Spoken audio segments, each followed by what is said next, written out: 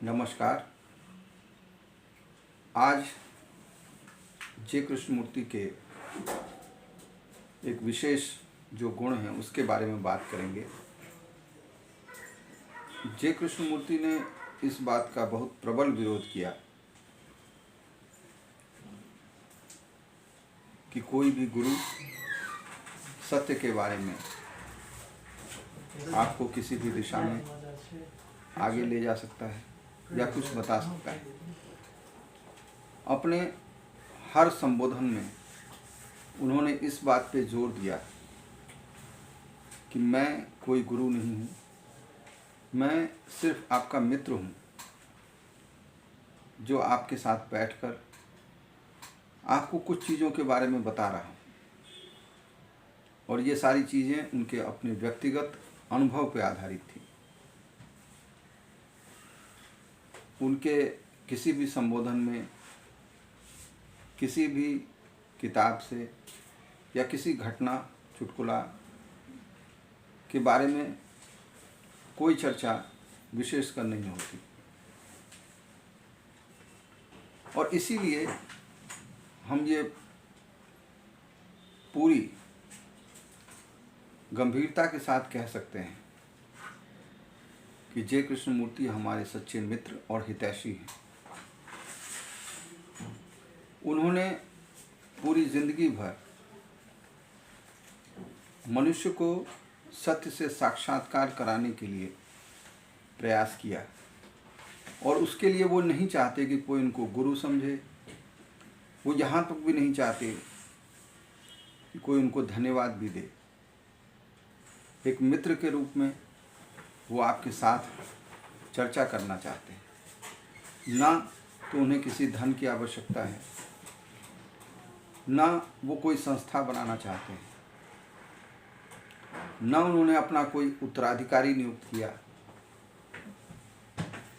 इस तरह से निर्विकार होकर सिर्फ सत्य के बारे में अपने विचारों को रखकर, और वो भी एक मित्र की तरह, उनके जितने भी संबोधन हैं उसमें चाहे बड़े हों या छोटे उनको वह सर कहकर संबोधित करते हैं।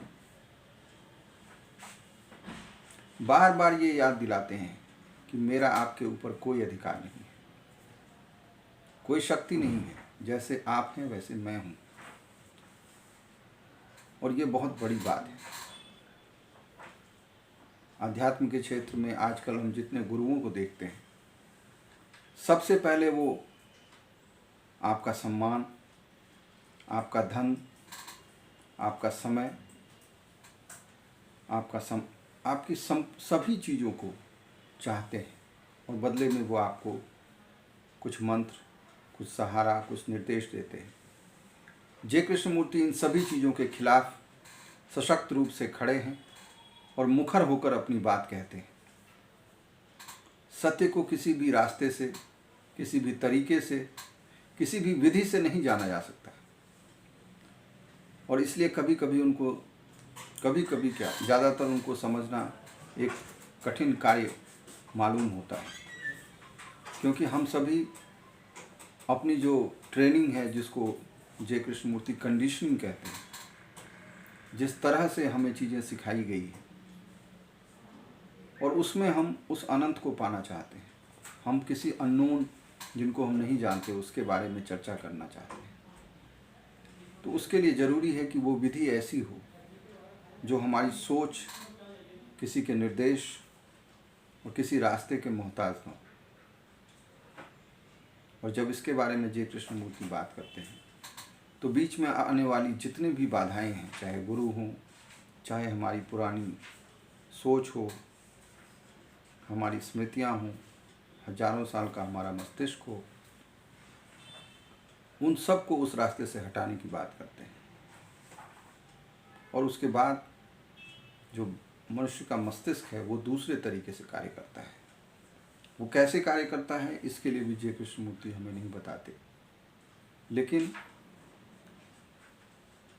अगर आप उनके कहे हुए ध्यान के मार्ग पे चलेंगे तो मुझे पूरा विश्वास है कि आप उन अनुभवों को स्वयं ही प्राप्त कर सकते हैं और इसमें जरा भी संशय नहीं।